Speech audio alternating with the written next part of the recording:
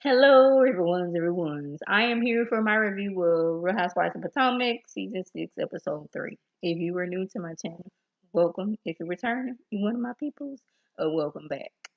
Y'all, Wendy, I don't know if it's like she got a new body, so she got a new attitude, but I'm not liking this new rah-rah Wendy that's going on, but we're going to get to that later. We start off with Robin getting her kids ready for virtual school. She gets her oldest school up and then lays right back down. She got she has her alarm set until it's time for her to get her youngest son up. And Wine come in, it's like, what are you doing? She's like, I'm sleeping. I got 2 more minutes. And y'all, that is me. Because when I have my alarm set, I don't want to get up a minute before that. You know how much that irks my nerves. If my alarm is set for 9 o'clock and I get up and it's 8:59, I am irritated to no end. And then sometimes I'm like, I don't know, I can't range what time it is because it's bright outside. Like, is it almost 9 or is it 7 o'clock? I don't know.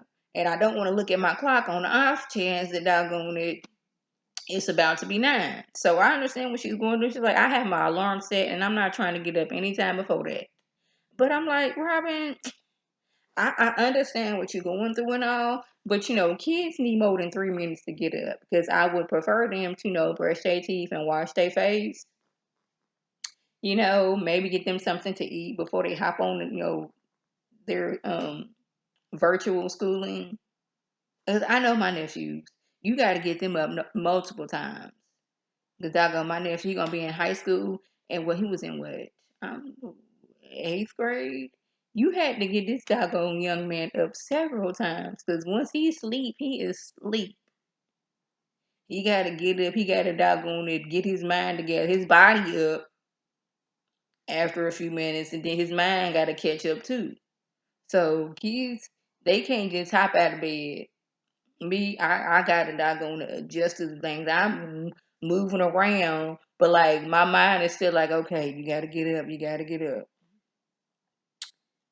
So the messy bunch meet up. The messy bunch is Giselle and Ashley, and Giselle claims that she is worried that Michael's gonna be out here cheating again. Y'all know last season he was out here cheating, and then like a few seasons before that, he was out here grabbing booty. So we never know what Michael's gonna do.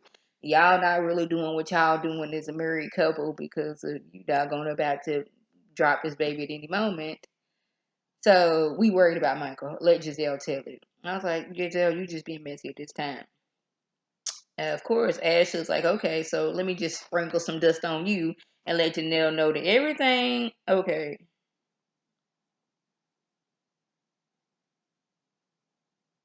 Okay, I don't know how this came out because y'all know I'm be using my voice notes. Of course, to deal everything that Mia said.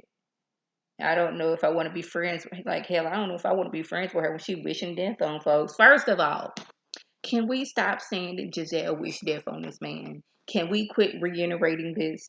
Because she did not say, "I want you to die, Ray." Those words never came out of her mouth. What she said was, "You will be dead before these looks fade."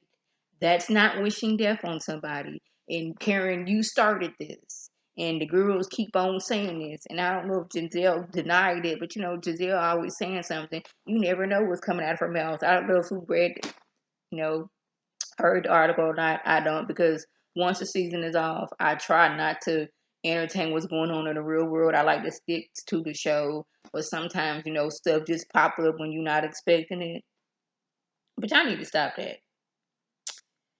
But Robin, I guess business is doing good because she got her a whole business out here, packing up hats and making clothes.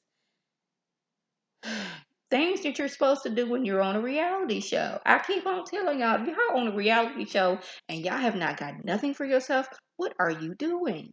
This is free press and promotion. You got a hat line? Make sure you doggone rocking your hats. Make sure you bringing up your hat business every time you on scene. That's what you're supposed to do. But now, Robin over here questioning Wendy what she got going on because she said she's trying to start a homosexual line.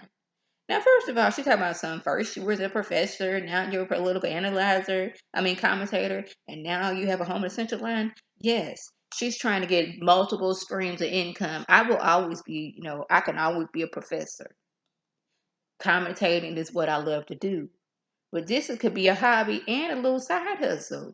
Because, people love candles. They love pillows. They love throws. All of the things. Those things is not going to go out of style. Next season, you might see me on here with a jewelry collection because multiple streams of income. Why not get a business up and running while I'm out here in the reality TV land? This is what I'm going to do.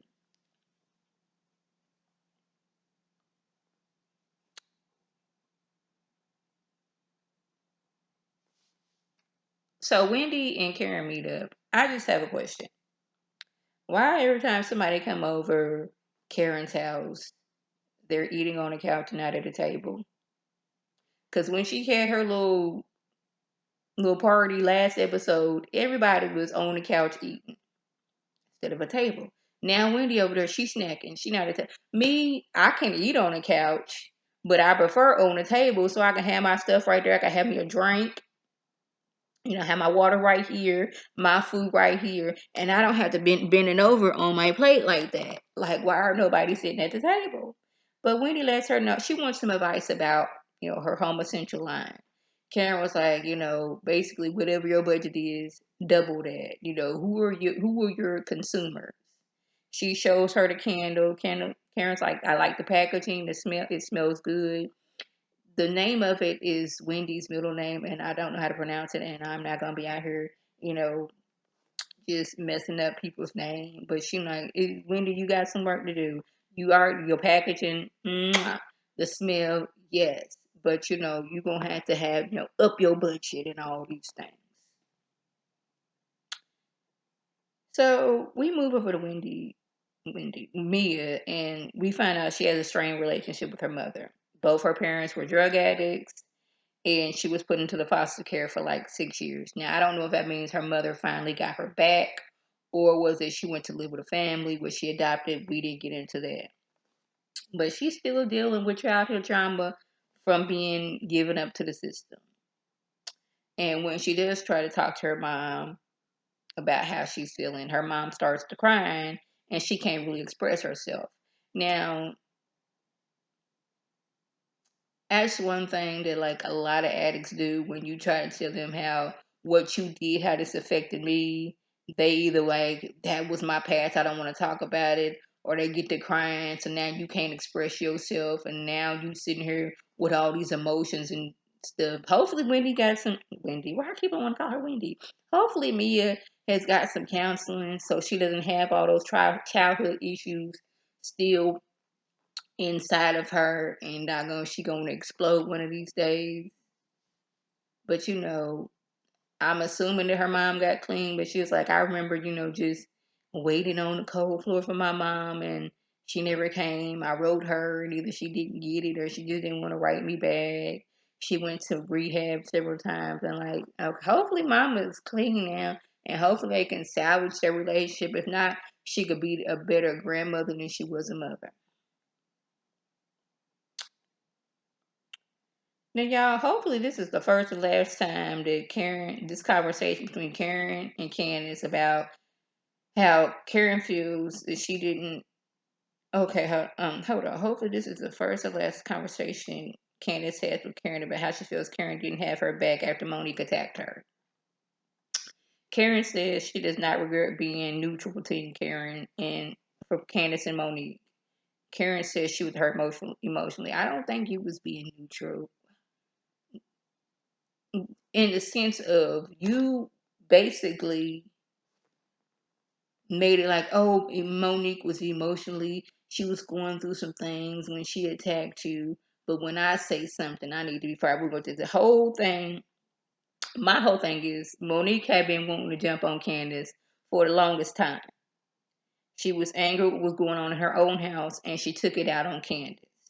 Then, after she attacked her, lied about it for a whole entire year, twisted it up to make it seem like Candace did something to her, and that's why she attacked her. And Karen, knowing all this, still would do nothing different. Then, like, first of all, Monique jumped on me for no good reason, attacked me. You didn't go to HR saying, oh my goodness, something is wrong with her emotionally. She needs to be fired. But Candace telling you, you need to go to hell. Oh, something's wrong with her. She needs to be fired. She needs to be disciplined somehow. Make it make sense, Karen. Child, Wendy and Mia get into it again. Wendy's doing them absolute modes. I guess she's like saving her position for season 7. I don't know. Then Mia's talking about saying, Wendy, you must not be happy at home um because you got all that work done. I think that's what she said. That's what I have wrote down. And hold on. No, she said you must not be happy at home. And Wendy said you must not be happy. You must not be happy at home because you got your hoo-ha done. They was like, ooh. See, I was like, that was gonna come back and bite you. Anything you tell these girls on this show, they're gonna turn it around and they're gonna use it against you. Candace was telling them how she was basically she grew up spoiled, and her mom. She is part owner of a house that she shared with her mom. And what do they do? Oh, Candace is spoiled. She lives in her mom's house. Basically, they mad because Candace didn't have to do what they did. Candace was spoiled from her mom. She didn't have to get with some man to finance her living. Somehow they talking about some Karen. They was like, oh yeah, what's her name? Robin's friends like, well, I heard you like to drink a lot. Cause Karen was like, yeah, we're gonna do some fireballs. She's like, I don't think someone should be called an alcoholic. Doggone view last episode, she was calling somebody a drunk. This is when Mia said she was a stripper, but she was working at a fancy establishment. It was 5-star restaurants, and they didn't have a pole because they didn't want that stigma. All the girls were, long gowns. Now, yeah, I have never been to a strip club a day in my life, but I thought the female strippers would be in like thongs and g-strings and almost naked. I didn't know that they had ball gowns on. But hey, are long gowns. I didn't know that. But the men, they didn't want her to take her clothes off. They just wanted to talk to her.